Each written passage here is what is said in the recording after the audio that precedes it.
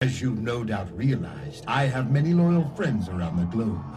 Fortunately, while All Might may have eradicated organized crime in Japan, it positively flourishes overseas. Excellent job, my conniving little star. I imagine you were scared to betray your friends. It can be so distressing to have someone put their faith in you, no? Your fortitude is impressive, and the speech about my ultimate goal was admirable, if not entirely accurate. Did your mommy and daddy explain that? Gatoya, then burden Shoto with your vain desires. That's two sons whose lives have been ruined by your poor parenting. You chose to make them suffer. So, what's your excuse this time? How will you attempt to justify your mistakes? Let me guess, you were looking out for the greater good? He's trying to provoke him. This is why you'll lose. You're a fool. Number one. I should deal with these two birds before they can conspire. Let's see. At the moment, I would say their weakest link is... there.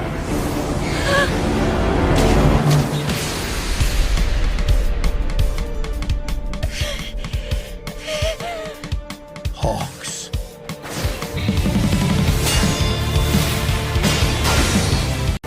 You're trembling, pitiful child. You've been training in the classroom, but this is real life.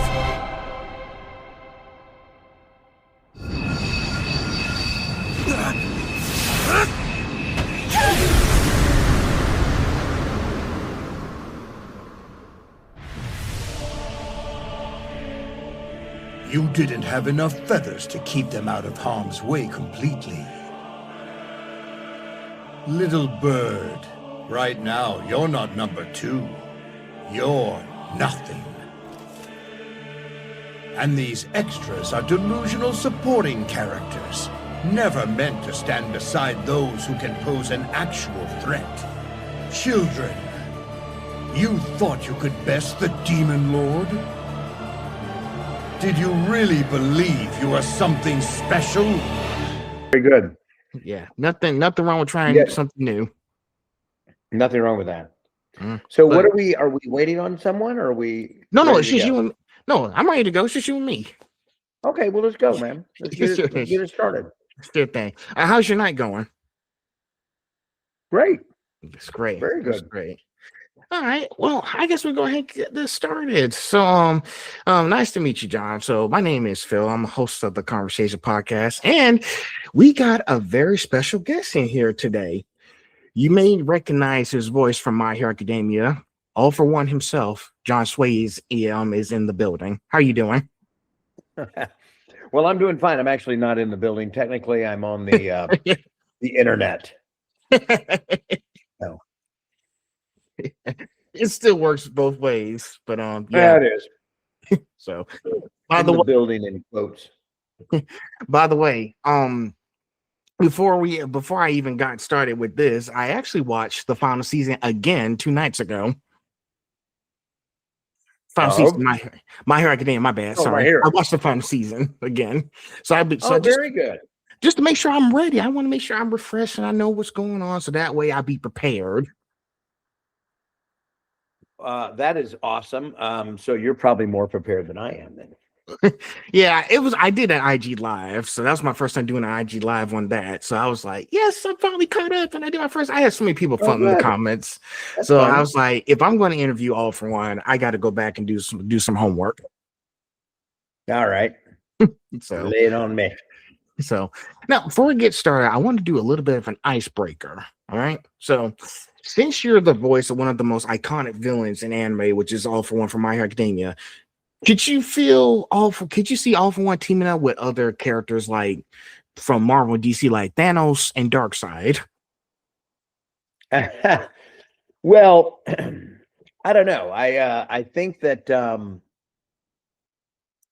unlike the good guys, I think the bad guy doesn't want to share the spotlight. I think the bad guy wants to be all in control. So the problem with too many bad guys is there's going to be somebody always vying to be numero uno. And I think that would end up being the demise of their whole affiliation, because it'd be, not only now are they fighting the good guys, they're now having to fight themselves too. So it's one too many fronts. Yeah. Finding each other. Yeah, finding each other is what the bad guys do best. And the reason why I asked you this question is because I actually, before I got on here tonight with you, I just finished Justice League Unlimited. Oh, okay. Well, Yeah, very cool. So when I got to that scene with Darkseid, I was like, man, they brought it back, and I was like, man, this made me feel like I should ask John this question if Darkseid would team up with All for One or Thanos, etc. But as you answered, they don't want to share the spotlight. They want to focus on like who's really big here. Right. That's my thought. Gotcha. All right. I can respect that. Plus they won't even listen. As much as they hate the heroes, they hate each other. Right. Exactly. Exactly. So before we get into this, I get divided up into sections. It's 20 questions. I took out 25 because I was like, I'm trying to cut back down on the questions. I know it's a lot, and plus we don't have all day, so I gotta respect that too. So let's start with section 1. The foundation, the man, and the journey. Now, before iconic roles like All for One, what experiences shaped you most as a performer? Oh, well, I mean, are we talking primarily in anime or just in general? In general. Well, I seem to always gravitate to playing either bad guys or drunks or drunk bad guys, or I don't know, just not your most savory characters. So, but that's always fun to play because seems to always have more layers to them when they're a little off and not the hero kind of person. So I don't know if I could really point to one character or one role or something that helped craft that. I think it's a culmination, and it's a culmination, and it's still ongoing. Yeah, I understand. I know like some people they have like a history of what kind of characters they played before, and they just can't think of one really good one that they played until you get to years later. And it's like, oh, I remember this role that I done, because this is like a really important person in the story that needs to have as much attention as possible. And that like people can really understand the psyche and their, context and catharsis of the character as well. Right. I think if I had to pick one, it would be probably Gendo Ikari from Evangelion, Neon Genesis Evangelion, just because he was such a bad guy and a terrible father, a terrible role model, but he had a driven purpose, and his means were not the most respectable, but his purpose actually was the love of his wife. So I think even All for One has a driven purpose. Eric Vale, who plays Shigaraki, he and I had a conversation one time, but we were actually in a panel and we were talking about, villains never see what they're doing as evil or bad or anything like that. It's just, this is what they want, and they don't care how they have to get it. They will formulate a plan, but it circumstances and consequences do not matter. This is what I want. I'm going to go get it and make it happen. And everything will be better in my life if I do that. I don't care about anybody else's life. That doesn't matter to me. What I care about is what I want. So I think that's kind of a universal truth for all villains, and sort of that driving factor, Yeah, and so all these villains I've seen over the last for all these years, because if you and I'm going to turn back here, if you saw like Avengers Infinity War with Thanos, he was trying to because he was trying to collect all and trying to call all the Infinity Stones and erase 50% of the universe, but from my experience when watching that movie so many times, okay, so basically he's doing what he has to do, no matter what the sacrifices are, because he's basically an eco-terrorist. And he's just trying to bring Yeah. balance to the universe, no matter how he does it. So if he has to sacrifice so many people, including his own daughter, as we saw in that scene, he'll do whatever it takes. Whatever, doesn't matter. Doesn't matter. Doesn't matter. That's exactly right. Like these feelings, if they have all these personal feelings and it's keeping them from doing what they need to do, then they can't call themselves a bad person. Right. Exactly. So that's the purpose of having, like, heroes and villains. One's, you got to have one good side. It's like Gotta have two a sides. conflict. Yeah. Yep. Two sides of the same coin. Right. Exactly. Right. All right. What else you got? Yeah, good on. I got plenty. Was there a defining moment where you realized voice acting was more than a job? It was your lane. No, I mean, I always wanted to be an actor, and I love stage and film and commercials and improvisation. I love really all the aspects of acting. I did get into doing commercials and stuff like that for voice work, and I found I had a real affinity for it. At least I thought I did. And then I started doing anime, and I've always done voices and stuff. So the thing I love really most about doing voice work is that it enables me to portray characters that I might not be able to play in a live action scenario. So a good example would be Sir Crocodile from One Piece, where if you watch the live action, which is coming out I think in March, Crocodile, Mr. Zero, will make an appearance, and I think in season 2, and then he's a lot of season 3. I don't know. I'm just guessing. But the actor that they got to play that role, and I can never say his name, Joe Manganiello or something. He's just a big hulking dude, super, fit and ripped and bulky. And I'm just not that. I can't do that. So I was able to do it by voice, and I can, play these characters that give them a voice, which is, it's a lot of fun. And I enjoy the medium a lot. It's a lot of fun. So it's not that I would never do stage again or would never do a film or anything like that.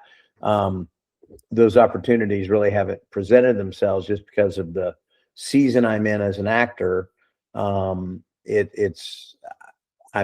focused on voiceover, directing, and going to conventions, and I don't really have a lot of time for anything else. So if I need to make time, I need to make a conscious decision of like, okay, I'm going to do this for a while. So which means I need to give up then doing this.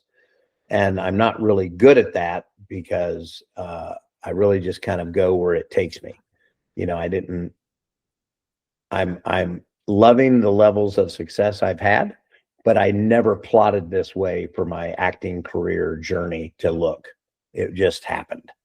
So when you say stay in your lane, it's or pick this lane, I didn't pick it. I think it picked me. So yeah, and I know most people have that certain, like, once you do something, you're pretty much locked in and feel like this is something I like doing for the rest of my life. And like you said, it picked you, and this is something that you really want to do. And I've seen some of the previous work you've done, and listen, I'm trying my best to watch all the stuff you're in. It's just, life gets in the way sometimes. I'm trying here, but understood. But yeah, most actors are like, this is what I was born to do. I get to do like very amazing stuff. I get to be like, hey, this very amazing guy in a show or film. And it's like, oh, that was amazing. I want to keep doing that kind of stuff. Even like pretty much people are saying like, I'll stop when I say so. Right. Well, that's exactly right. I'll stop when I want to stop.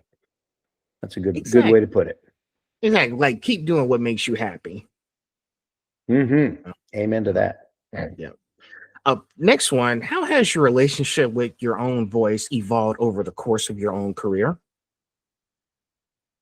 How has the relationship with my voice changed? Yeah, or evolved? Yeah, how Well, has I mean, the I've gotten older. I've gotten older. It's gotten deeper and rougher, but I mean, that's just, you know, physiology. I mean, that's, you know, I haven't really, I mean, I can do things now that I didn't used to be able to do, and I can not do things now that I used to be able to do. So, I mean, that's just a natural progression for anybody, you know, and that's true in acting. I mean, I can't play a 20-year-old, you know, anymore because I'm not 20.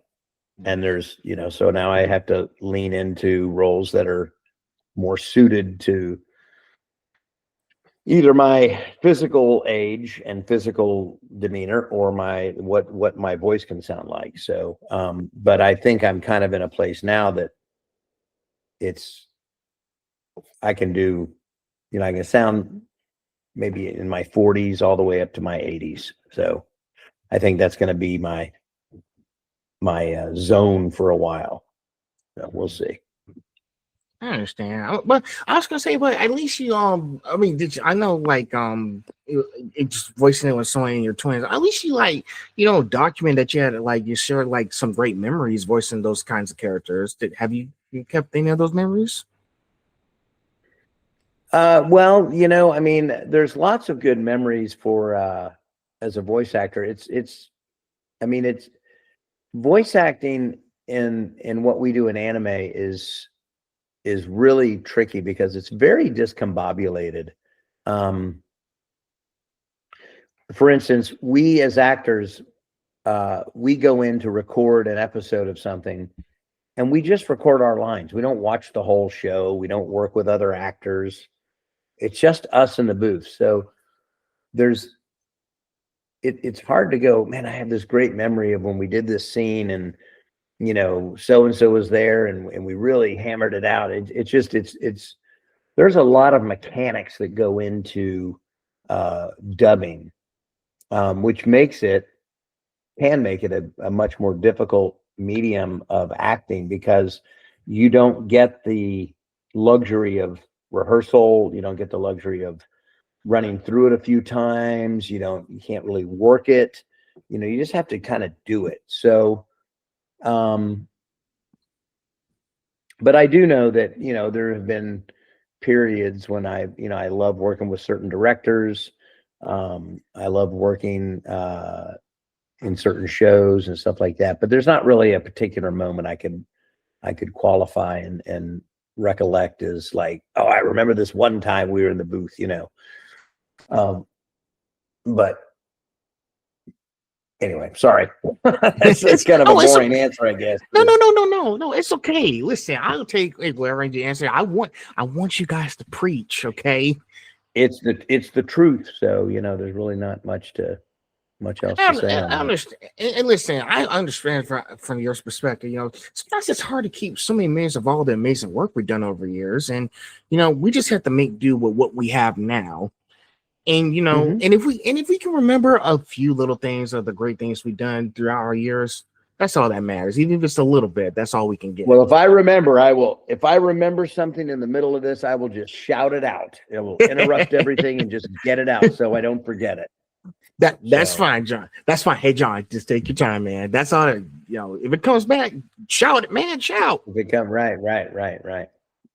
So, next up, what's a lesson in this industry taught you that you couldn't have learned anywhere else? A lesson that I learned in this industry that I couldn't have learned anywhere else.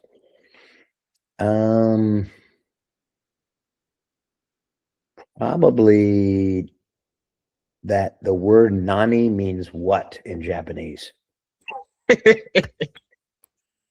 Yeah, I'm gonna go with that. That counts. Hey, listen, I'm learning Japanese as well. Listen, I'm trying to go to Japan later this year. So I want nice, dude. Yeah, I want to check it out because listen, I've been trying to go to Japan for a while now. Here's the thing: in 2008, my mom went to Japan, but thing is, she only had a Kumon conference over there, so I couldn't go. I couldn't go because I was a little kid. It was only for adults.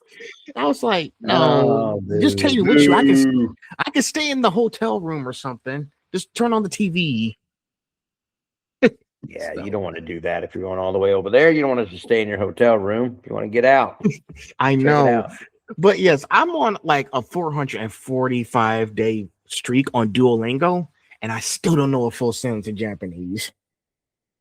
Oh, gosh. Okay. Now, you need to get your money back from Duolingo then. Yeah, yeah, John, I'm doing the best I can, but as long as I don't give up and keep learning, that's all that matters. So I will get this down pat.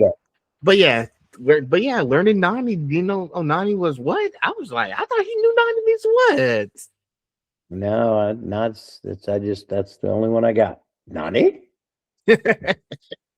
Well, that's a good answer. I'll take that one. So, all right. We're on section 1 now. Now it's your favorite one because now we're going to go into All for One's mind. Okay. So okay, it'll be funny because listen, like I said, I watched the final season again. I watched the first 5 episodes on Saturday, and I watched the final 6 2 nights ago. So let's go ahead. Section 2, the craft and building the villain, All for One. Now, when you first approach All for One, what was the foundational choice that defined his voice? That's very easy. It's I listen, and I do this for any voice that I'm doing, any character. I listen to what the Japanese actor does, and I base my voice based on that. I can look at them, I can read descriptions and all that, and that's all fine and good. If I don't have the Japanese to listen to, that's what you go with. But if I have the Japanese actor to listen to, I'm not going to try to mimic it, but I am going to try to capture it and be in the zone, if you will, of what that actor did, because they're the ones that created the role. So it would be jarring if, All for One, if I did him like this, hey, I'm All for One, everyone, nice to see you, or some sort of character, something like that. It wouldn't match it. It needs to be that. I mean, I listen to him, and it needs to be heavy and deep and gravelly and full in control. There's never any loss of control. Even when he loses control, he still is in control. So, yeah, but I get that from the Japanese actor. That's my baseline right there. That's nice. And listen, like I've been watching lately since I've been watching Crunchyroll for the last 5 years. I've been watching both the subtitles and the English dub, so I can do comparisons between the actors doing both voices. And I feel like, okay, I think I kind of see how they do all these voices now. I think because I know most of you guys in California and Texas, they'll do some research on the character y'all doing. Now listen, John, some people don't do research on these characters. They just kind of win. Plus sometimes they don't even have enough time before they start recording the next episode. But they do the best they can. They do the best they can. But like you said, you just have to pay attention to the Japanese actors, because the Japanese actors are phenomenal, and y'all have to look for any tones and feelings and just the characteristics and see okay, now I know how he's doing it. Now how can I put my voice, this dark, scary voice, into this terrifying villain? Because All for One is menacing and terrifying, and he's intimidating. And that's something that you had to do. Yeah. Well, then it sounds like we succeeded. So, And so, yeah, because throughout the series, and plus my dad loves the series. He's been watching it ever since I watched it. Yes. Oh, nice. We've been watching him throughout the years before we got to the final season. And yes, he's just a terrifying person who loves to and this is for one of the later parts. He's just a guy who just likes to prove a point. Because if we've seen throughout the series, he's just proving a point that sometimes heroes can't be trusted. And he does have to, break a few eggs to get what he wants. Sure he does. You bet. So you bet. And he doesn't care how they get scrambled. Exactly. Next question. Now, there's also a calmness to him that feels more dangerous than rage. How did you build that restraint into your performance? Well, again, we're dubbing it into English, so I'm I get the advantage of watching what the Japanese and listening to what the Japanese actor did. So if the Japanese actor gets really big with something, I need to get big with it too. If it's very calm and subdued, I need to match that. Again, I'm not trying to copy it, but we are trying to capture that. And we do that based, at least I do, based on what the Japanese actor does, because I can listen to it and go, okay, so he's not yelling here. You can watch the video and you can, get an idea of what they're doing as well. But again, listening to what that Japanese actor did, man, is absolutely paramount. Gotcha. To get the vibe of the whole scene. Yeah. And also I will say this, because and you're right. It's the same thing as you said in the previous question. All for One is not like very like crazy and more loud, like people like Joker or who else? Joker, Lex Luthor, etc. He's more like this calm because he's like, listen, sometimes when you got villains like that, they do start calm first and they just kill people quietly. I think that's like their whole shtick. I mean, he does, but I mean, All for One he can get excited. He can get riled up about something, like if it's like was going to do something. But the thing about somebody like All for One is that he has a plan. He has a contingency if that plan goes awry. He has a double contingency if that contingency goes awry. He's got contingencies up the yin yang. So it doesn't matter. It's always going according to plan, because the plan has so many variables, and it's like he's thought them all out. Like, all right, I want you to turn to the right. But you turn to the left. Exactly what I wanted, because now that you turn to the left, now you're going to do this. And there's just always that, everything is kind of going according to plan. And if it doesn't matter, because I've got a backup plan. So that's always what the villain has up their sleeve. Man, I will say this, if you don't mind. He's kind of like an evil Batman. Like, I've seen so many scenes throughout the series, and you see him coming up with all these schemes, and he's like, this doesn't, because like you say, if this doesn't happen, I'll just come up with something else. Like, he's got he's got plans within plans within plans. Right. Like, I've seen like exactly. if you see him interacting with so many characters, if I can give you one example, let's take season 6 where he interacts with Lady Nagant. He because he likes to anticipate things. When he knew that Izuku Midoriya was leaving UA, and the rest of the heroes like Endeavor, Hawks, Best Genius, and All Might were going to leave UA and follow after him, like he predicted it, saying like he did predict that he was going to leave, because that did happen. And then also he told Lady Nagant, the best way, you could wait for a rainy and stormy night. He predicted that too. I was like, this man is so analytical. Like he's got so many. He thinks it through and thinks it through and thinks it through again. Like he has so many tools in his toolbox. Which is just to show you what a great actor I am. That is not me at all. I don't think anything through. I just willy-nilly agree to do something or go do it and realize, oh well, okay, well, that didn't work out. So that is not like me at all.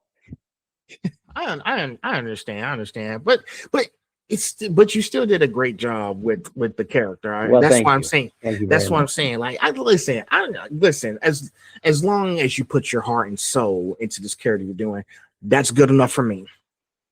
Oh, thank you. Thank you very much. Yeah, listen, John. I keep telling people nobody's perfect. Nobody's perfect. Oh, I am certainly nobody. I understand, man. And like whatever you it's sorry, I'm trying to get out of my thoughts here. But yeah, when that scene happened, and it's like, and then I think he also, yeah, he also predicted that Lady Nagant was going to portray him at some point, which is why he also had a fail safe to the extra quirk he gave her.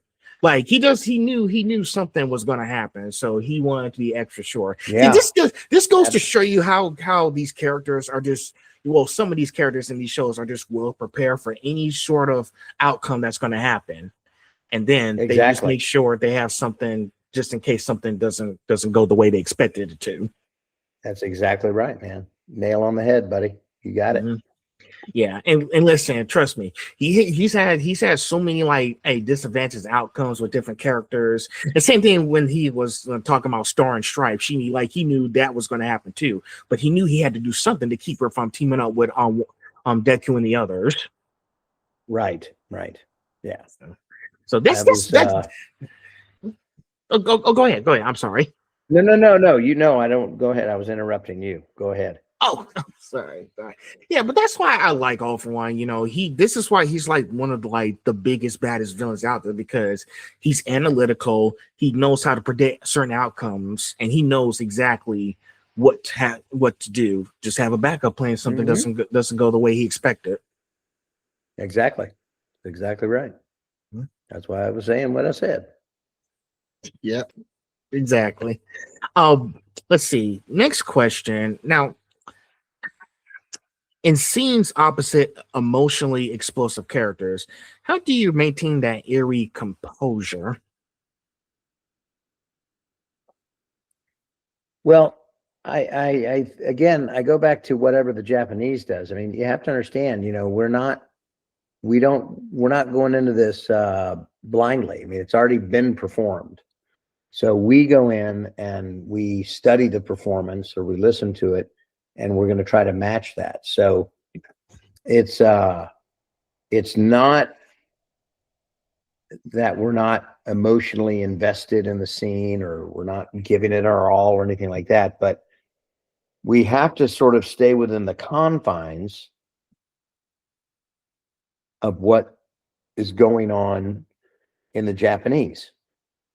So if the Japanese gets excited, we've got to get excited. If they stay calm, we've got to stay calm.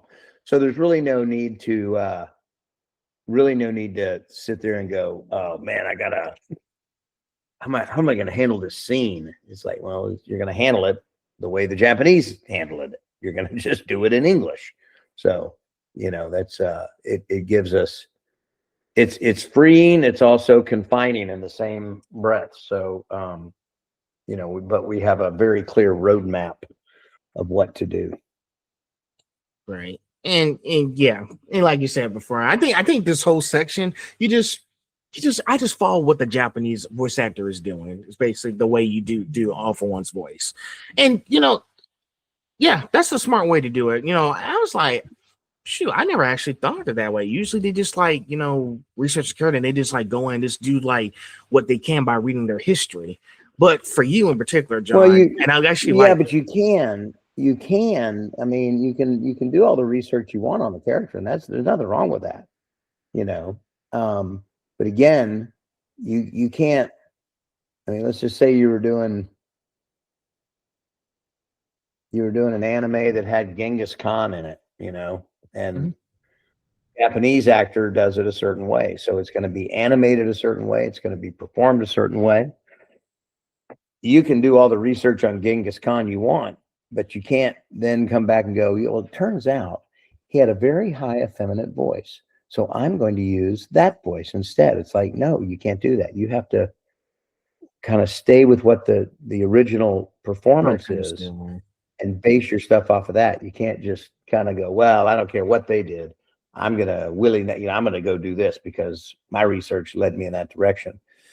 It's if you were creating this from scratch, you have that luxury, but we're not creating it from scratch. We're bringing in the English version, but we have to stay true to what the original version was.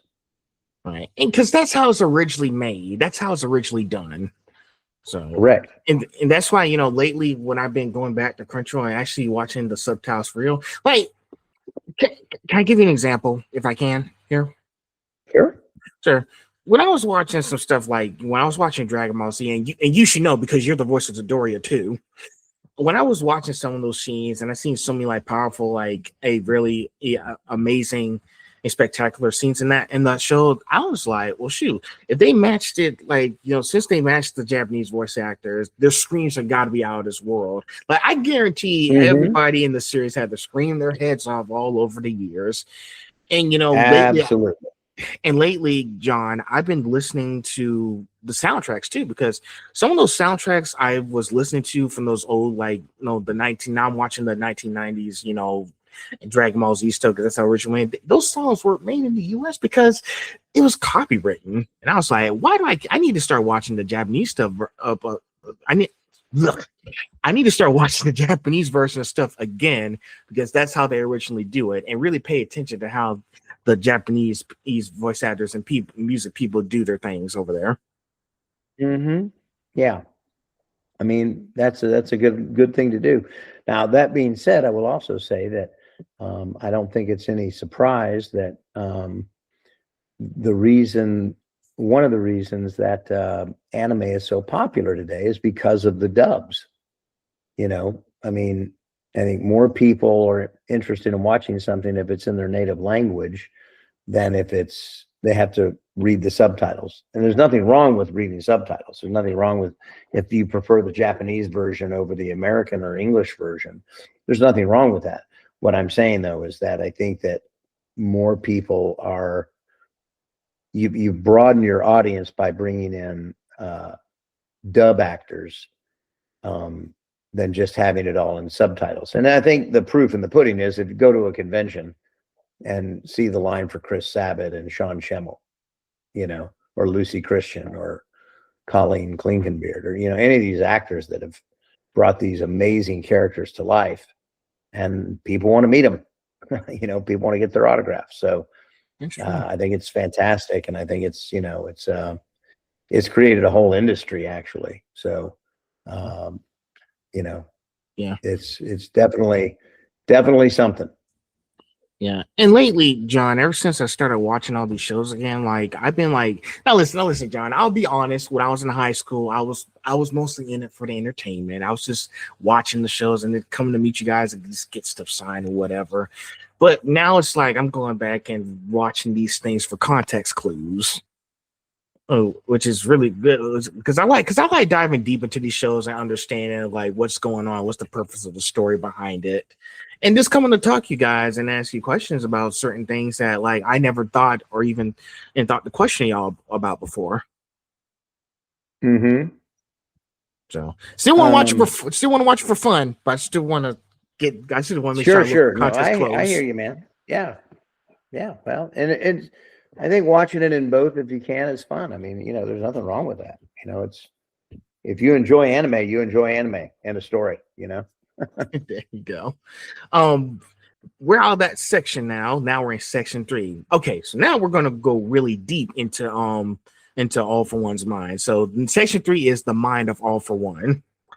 Now number 11, All for One doesn't just want power; he wants control over legacy. Now, when approaching him, are you thinking like a conqueror or a philosopher? Both. Both. He's a conquering philosopher. I mean, he's got his philosophy, but he's there to conquer everything. So both, absolutely. Okay. Yeah, I was thinking because, you know, like I said before, like he's just a guy who just wants us to have of everything. Because as you said, if I remember right, when I watched that scene with Izuku Midoriya rising, like you need to be punished for all your greed. All for One was greedy. He was greedy. He wanted things that people couldn't have. And that's, you know, and throughout the series, he has been all power hungry. Even though he was locked up in Tartarus after season 3, and then he's released back in season 6, but he is scheming behind the scenes, and he's just playing. Oh yeah, 100%. Yeah. In fact, I remember when he got locked up in Tartarus, I was like, there's no way his story ends here. There's got to be something that happens. He's got to break out. He's got to fight. And I didn't read any of the manga. I just was speculating. And then sure enough, that's exactly what happened. So I was like, okay, well, I guess I wasn't too far off base, but yeah. He's one of those guys that, when you don't see him. I mean, I remember recording him when I first started recording him. He didn't have many lines. I mean, I'd, walk into the studio and they go, "Okay, we're recording." I'd go, "Excellent news." And that would be it. I mean, it would be something super, super small. And I was like, okay, whatever. But it was like Thanos in the first, when you watch the Avenger movies, or DC, or excuse me, Marvel, and they, at the epilogue, they have a scene with Thanos. It's like, that's all you see of him, but something is coming, and of course, at the end, at Infinity Wars, it does. But, and that's kind of how I think All for One was, it just, you cannot end this way in Tartarus. Even though he's in this chair with lasers and everything monitors his every move, his every blink, everything, he's still able to control what's going on. So it's like, okay, this guy's got something here. We can't just end it like that. So. Right. And I like how you said that, John, because now it's got me excited and thinking all of a sudden, like, well, shoot, like all these movies, like y'all can't, like, when I saw Avengers Endgame, and yes, I got a poster, it's a little dark, but you can see it back here. When I saw Avengers Endgame, I understand what they were doing in the movie when I first saw it. They're traveling through time to get the Infinity Stones, and they decided to backseat Thanos for a bit because that's not their target right now. Same thing with throughout the Infinity Saga, when you had like all these Avengers movies, you had all these post-credit scenes. We're backseating the characters. Like, we need to give them time to build themselves up. Like, it can't always be the same person. Listen, I guarantee you, if y'all just keep bringing in the same person over and over and over again, it gets boring and it doesn't feel as anticipating when y'all get to the big finale. Good point. So, and with All for One in particular, I was starting to understand. Okay, now I understand why they didn't give him as many scenes when he was in season 3, and then they took a break from him with season 4 and 5, and then in the second half of season 6, where he breaks out. They needed to backseat All for One to give him a chance to really shine in the big finale, which was the final war arc. Right. Agreed. Because don't get me wrong, he is terrifying, but when you get closer to the finale, he becomes even more dangerous. Agreed, man. Well, they did a good job with him. Exactly. And listen, I will watch the show over and over again until I die here because it's one of my favorites. The story may be over, but it's still popular. Well, thank you. I think and he does still appear in I know what you're talking about. Vigilantes, yeah. Yes. Don't worry, I heard your voice in some of those episodes. And so yes, I was like, yes, he's back. Yeah. So I'm glad he's back. I mean, yeah, and I know I mean, I don't know if there's any other plans for other spin-offs or prequels or sequels or whatever, man. But movies. I hope that Kohei finds it in his wisdom to bring back All for One. Yeah, because I was thinking they're not finished yet. He was signed on for like 10 movies, so, and then a live action one. So, My Hero Academia people are not finished yet. So I'm going to be sitting back and just wait. Yeah, for sure. I'd love a live action. Like if they could do a live action as good as they're doing One Piece, it'd be really sweet. I'm ready for that. Next question. Do you see him as pure evil or as someone who generally believes he's the hero of his own story? That's what I was talking about earlier. I think he is the hero of his own story. He's got a love for his brother, and that's what drives him. I mean, he's absolutely the hero of his own story. He's not doing this just to be evil. He's doing this because this is the only way he knows how to do it. Right. then on to that, we've seen villains throughout these shows, like they don't do something without a reason.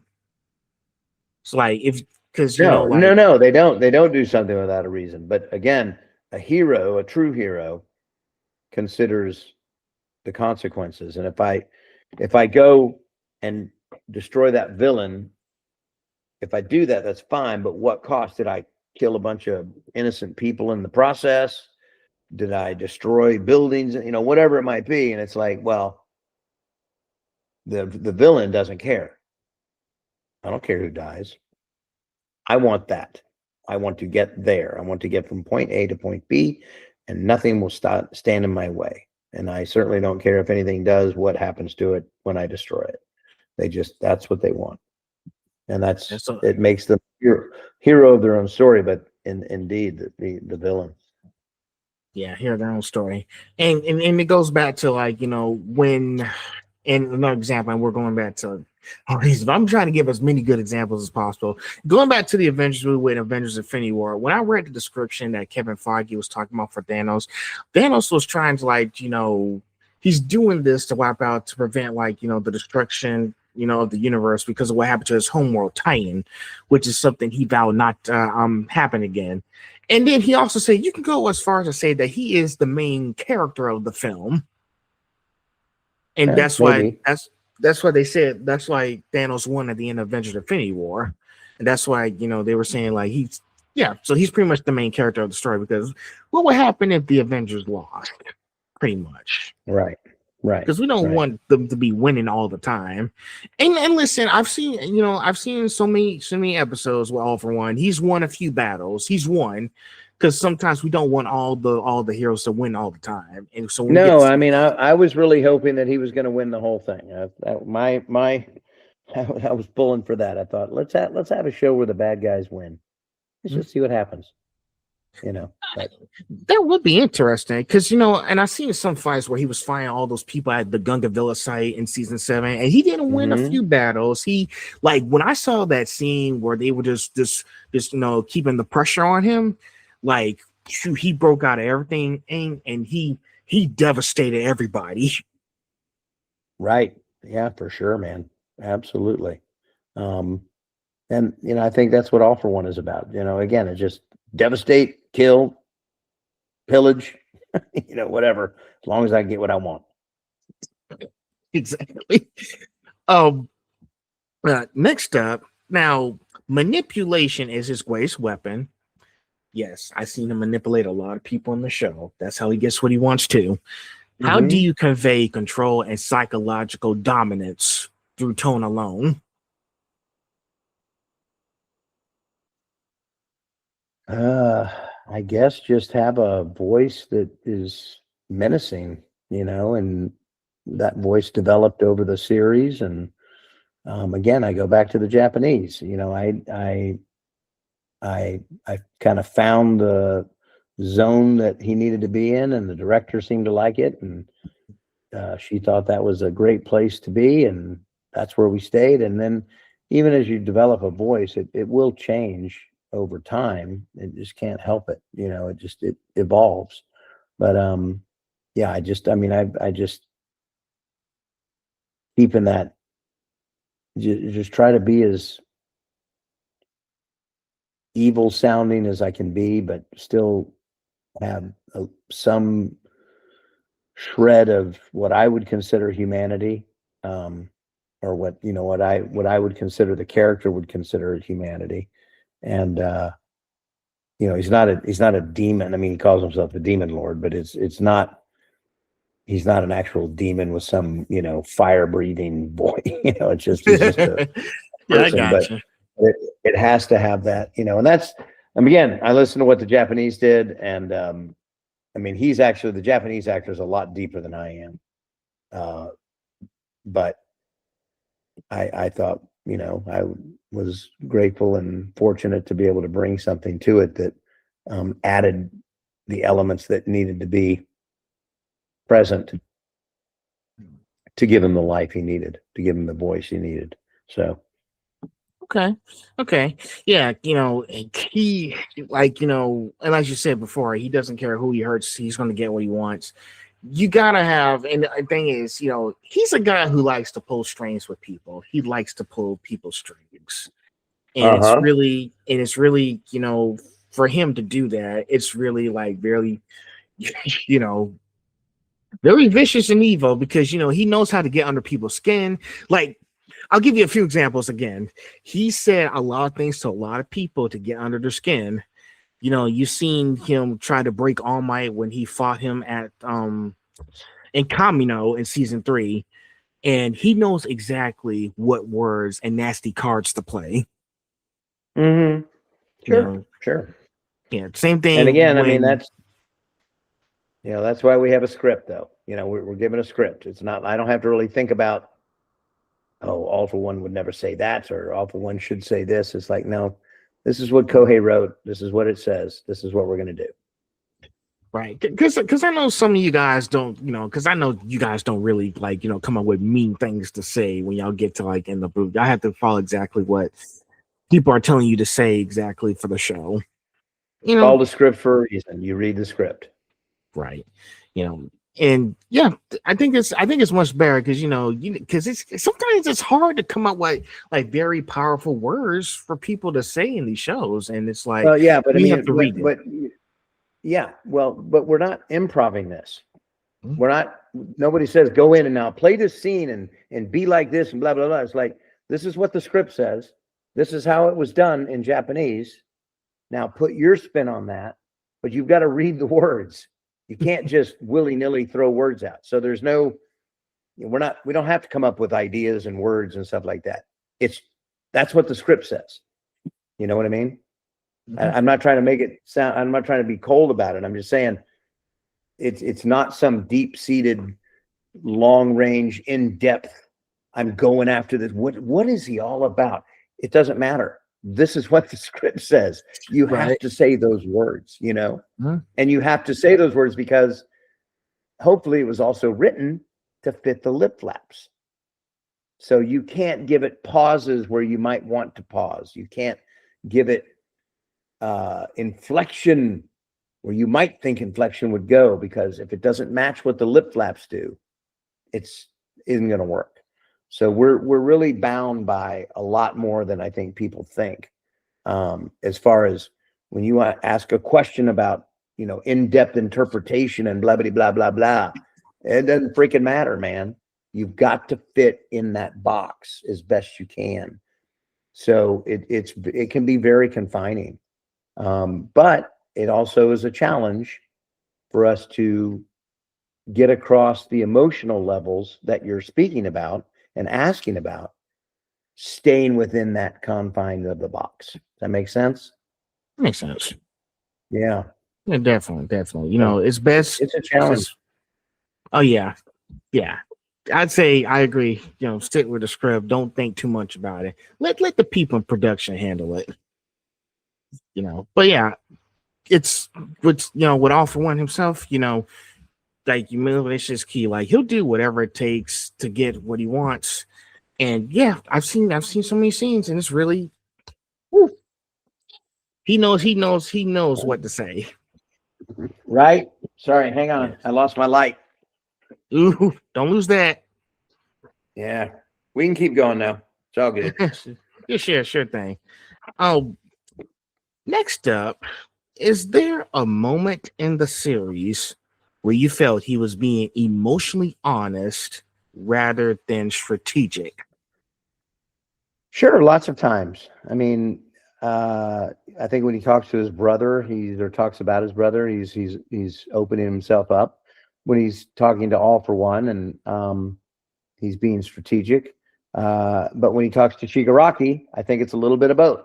I think he's being strategic, but he's also opening up. I mean, again, anytime somebody like All for One speaks, there is an agenda. There is a hidden agenda. There is an open agenda, but there is an agenda.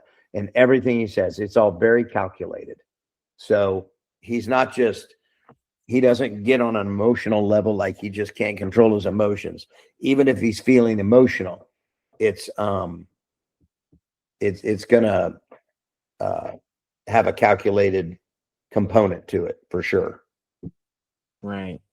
Right. And and trust me, I've seen some scenes where he does get emotional, especially with I'm trying to remember what season was it where he I think it was in season 5 where he had a flashback. No, it was Shigaraki who had a flashback when they did the origin story of Tomoe Shigaraki. And he had a flashback of All For One meeting him and hugging him too to tell him that he's gonna take him in and make sure everything's fine. Basically, he's blaming the heroes for everything and manipulating Shigaraki into his own self-inflicted hatred, which made him do all those things, decay, destroy everything he sees. And Right. then in the final season where All For One is about to meet his end, he really says, "No, I love you" to his brother. Right. And Yeah. I mean, that's definitely got an emotional feel to it. So, but I just think that for the most part, everything he does has calculated thoughts. hey, He's very calculated. Even the bad guys get emotional too now.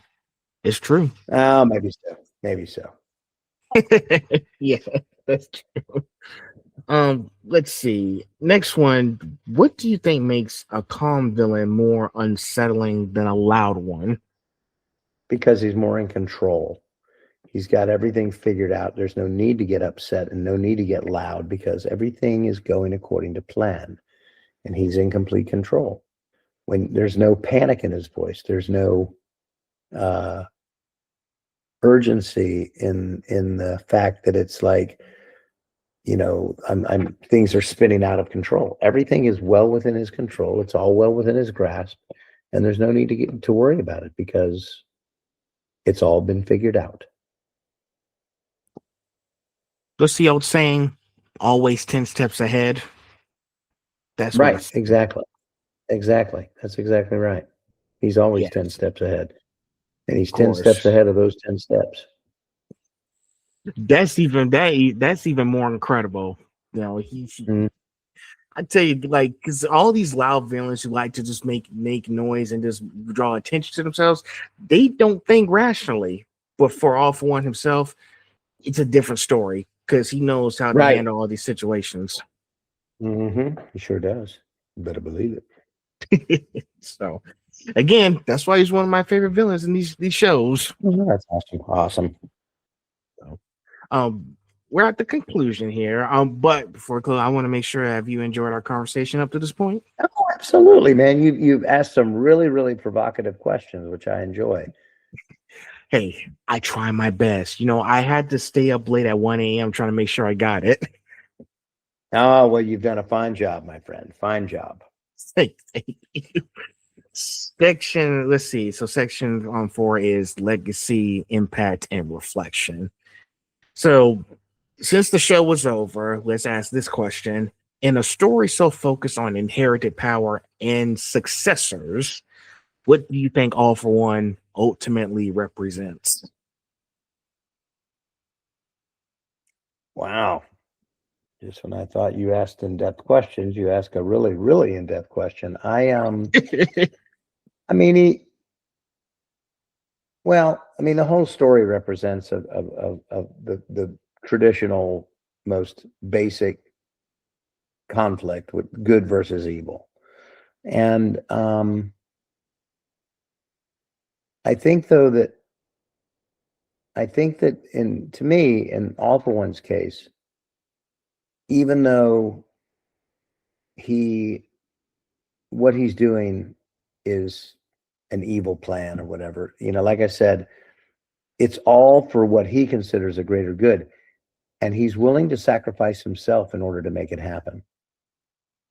He knows he's not going to be there to reap the spoils of his success if he's successful. In fact, his success is based on his own demise.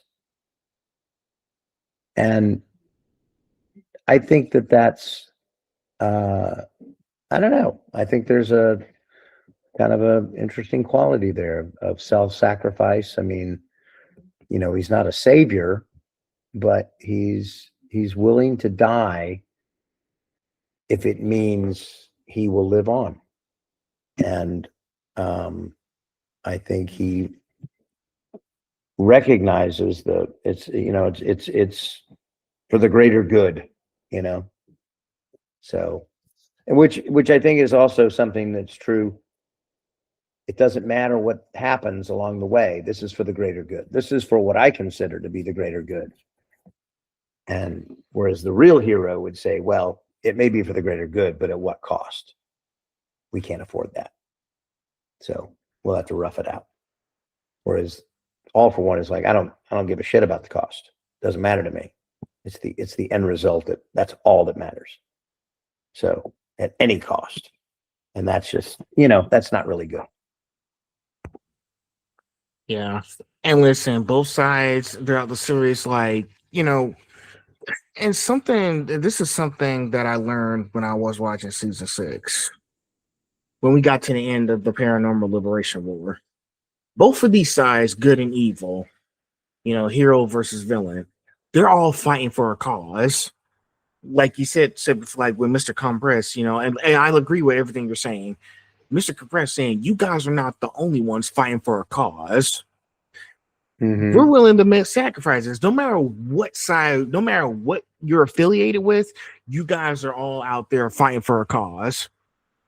Mm-hmm. Right.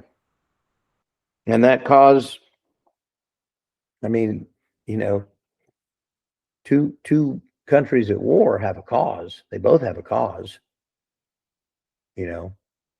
Who's got the greater cause? Well, that depends on who you ask.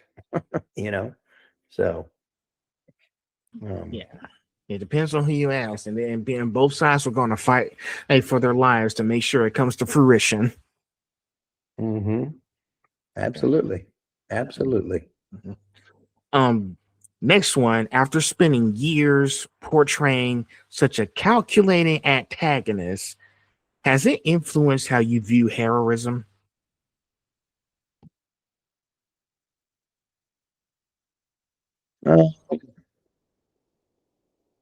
No, not really. I mean, no, it hasn't. I mean, All for One is, like I said, I mean, we've said this before. I mean, tonight, I don't think he views himself as a villain. So I don't think he necessarily thinks of himself as a hero, but like we were saying a minute ago, he is the hero of his own story. So maybe he is a hero. And I think hero can be, what am I trying to say here? You can think of yourself as a hero, or people can consider you a hero. And I think really, the true hero isn't as concerned about it. And they, it's how you treat and affect other people. So I think, I don't know. Dude, I could not really. Let me just say not really. I don't really know an answer to that question. I mean, that's a deep probing question that I haven't given it any thought. I mean, well, I haven't had a light bulb moment or anything like that where I'm like, this show has taught me, it hasn't taught me anything. It's a show. I understand. Hey, listen. I told you I'd come up with some very hardcore questions. Yeah, you did. You did not disappoint. Well, I will say this, and I'll say this from my experience from watching the show. Sometimes, and when All for One is doing these things that he is doing, and like we said before earlier in this conversation, he has a reason for doing them. You've seen so many people, and listen, the heroes are not always the good guys. And it's the true fact that sometimes the heroes are not always the good guys in the story. If you've been seeing some of the people's backstory, like Hawks' father was a criminal, Endeavor did some really horrible things to his family. So they've done some pretty shitty things. And All for One himself is like comparing him like, I've done bad things, but is it hypocritical that you're judging me by what I've done and not think about what you've done? It's how I thought about it. And it's like, there is. we all have to own up to our mistakes. And My Hero Academia also told me that sometimes heroes like ourselves, we do bad things, and the question is, how do we do better next time so it doesn't happen again? Right. Yeah. Well, that's what a hero would do. A villain doesn't care. Right. And in my case, I think All for One was just throughout the series, he was just trying to prove a point as he was trying to get what he wants. He was also proving a point as well. Yeah, but that's what I was thinking. I mean, or saying earlier that, he just doesn't think of what he's doing as bad. He's in it for him. He's in it to win it, but he's in it for him. So that's all that really matters. Exactly. Why do you think audiences are so drawn to intelligent villains? Well, because I think it challenges them, and it doesn't insult their intelligence. It's, villains that are really, really smart, or really crafty and clever, and I think it is more intriguing for people to watch and to experience. Right. Yeah, because I know, like, when I watch somebody, it's not like because someone says something amazing that just happened. I really have to pay attention to, like, hey, okay, this villain's playing to something. I need to pay attention to exactly what he's saying and why he's doing it. And that goes back to me saying, like, now I watch these shows and look for context clues, because sometimes these villains like have very specific calculations and intelligent reasons of why they do what they do. And it's like, right. I'm doing this because so and so, and I need y'all to pay attention to why I'm doing it. Right. 100%. Yeah, I mean, I couldn't agree with you more. Yeah. So, but I think it's nice that now I'm at a certain age where it's like, okay, I really need to like sit down and start paying attention to how these villains act in these shows. That way I'm not missing out on anything. I'll be like, okay, now I kind of understand why he's doing it, but I need to watch the show more so I can get a deeper understanding. Well, when you watch shows more than once, you'll catch things you don't catch the first time around. So I think you're on the right track, watching it again, but you'll, and you go in because you'll see things that, having knowledge of the character already, you're going to go, oh, I see why they did that. That makes sense now. Okay. I didn't know why they did that before, but now I do. Because, when you watch it over 9 years, sometimes you forget what happened in season 1 or 2, where they did something that didn't have correlation until season 6 or 7, so yeah, that's cool. Yeah. So it's exciting to watch the same thing over and over again so I can understand. So I want to keep doing that. So good. All right. I 2 wish questions you well in left. your endeavor. Oh, all right. Thanks. 2 questions left, and then we'll be done. Now, what responsibility comes with voicing a character who defines the central conflict of a major series? What responsibility? Yes. What do you mean? Like none. There's zero responsibility. I don't understand that question. I mean, and this is what I'm not trying to be aloof or rude or anything, but that's what I'm saying. This is just it's a part. I read the script. I did my part. I don't have this deep-seated, it's my responsibility to make sure fill in the blank. This is the part I did. I play the villain. I play the bad guy. It has an effect on people. That's good news. I did my job. I did it right. And, so if somebody were to take my character and do something horrific because of it, it's not a responsibility. I do have, and I don't have a responsibility to anyone that's watching it as an actor. I have a responsibility to give the very best performance I can. And that's going to resonate with you or with somebody else in different ways, So there's it's very difficult to kind of answer that question, in my opinion, because there is no responsibility. I don't, I didn't create this character. I didn't come up with the idea. I didn't, I'm not going, now if I portray this, how are people going to think about it? Like, I don't care. I just, the only thing I care about is I hope they like it, and not like it like, I like you. Just they like the performance. And if it brings out an emotional response from them, then I think, I've succeeded, or any actor for that matter has succeeded. If you can, bring out that emotional response. But there's not a responsibility. In my opinion, there's no, I have to make sure that people don't try to really take over the world. I don't, you know what I mean? So yeah, there's not really I just, because I know some fans be like thinking like would like have like big expectations. Like for me myself, like I don't care what you guys do as long as the show is good. I'm great, hey, and I really enjoy it. Exactly. It's at the end of the day, it's entertainment, And the reason why I brought this question, because some fans were just like and I say this too because I've experienced this before. Like I've seen so many fandoms online that say like, "Oh, this wasn't good." And listen, people have opinions. That's their problem. It's what matters matters to me as a person who's watching the show. Like, like for me, example, like I like watching all the shows you guys star in, and I really enjoyed the storyline.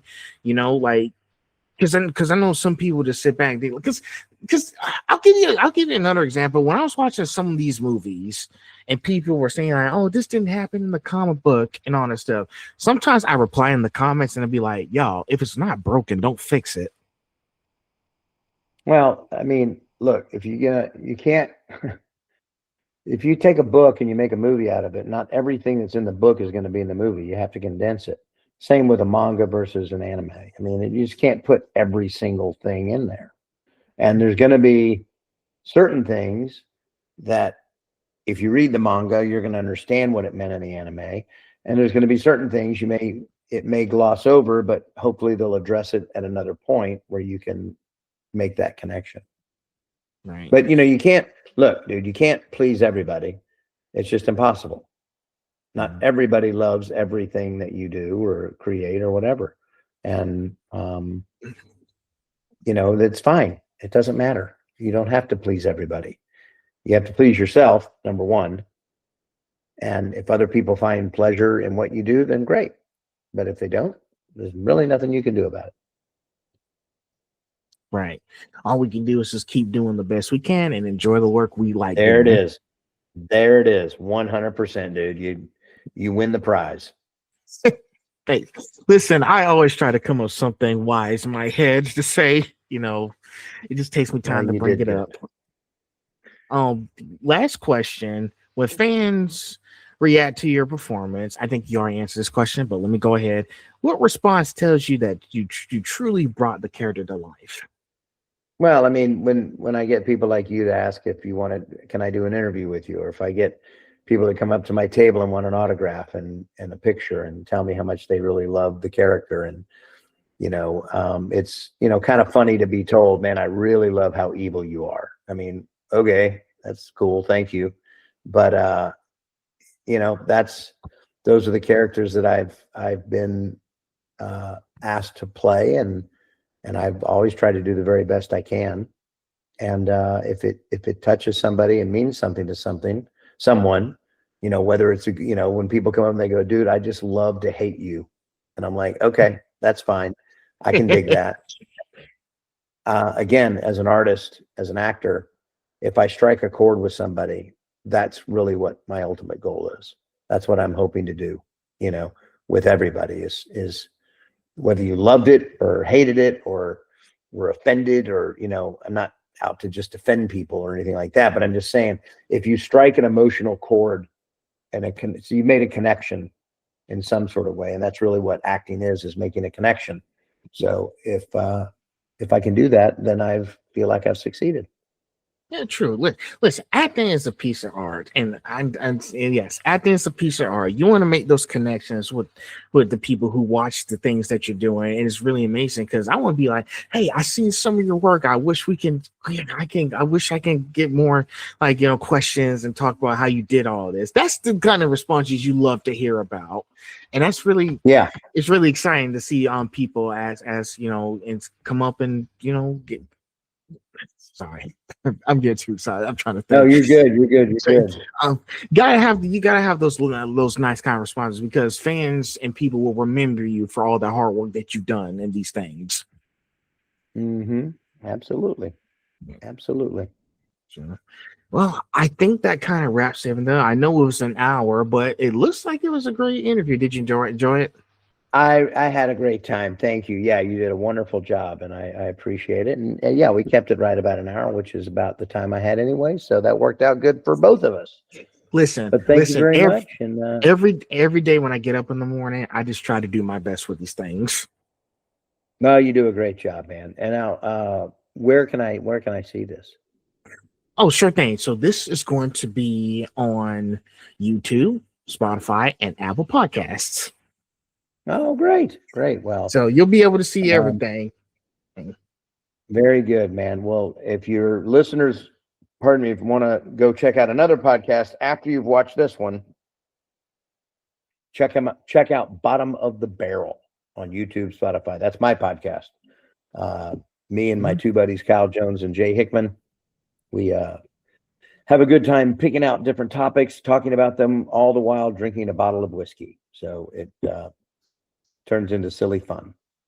I also dropped that. I also dropped that and a link in the bio in this video as well. Oh, great. Thank you, man. Yeah, just look for it. It's a lot of fun. We have a great time. But thank you very much, man. I really appreciate this. Sure thing. I'll make sure to get this is done as soon as possible. But yes, it was nice talking to you, and I hope you enjoy the rest of your night, man. Glad I get to speak to the big bad villain on my podcast. You betcha, brother. Thanks a lot, man. Yeah. Take care. Peace. All right. Bye-bye.